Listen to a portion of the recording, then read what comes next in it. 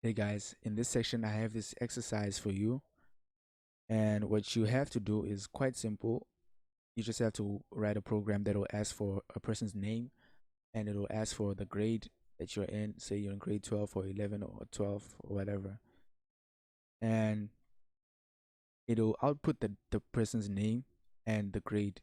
Just do it. Just try to be creative with the output. Maybe maybe say welcome, whatever the person's name is, and just add grade something below that.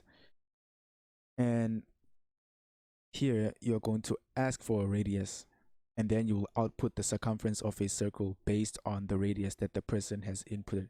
So let's say the person enters a radius of 7 centimeters, for example, and then you will output the circumference of a circle because you will do the necessary calculations with your the formula of a circle, circumference of a circle. If you don't know what the formula of the circumference of a circle is, then you can just go to Google. Everything is there. It's not really challenging. It's very simple.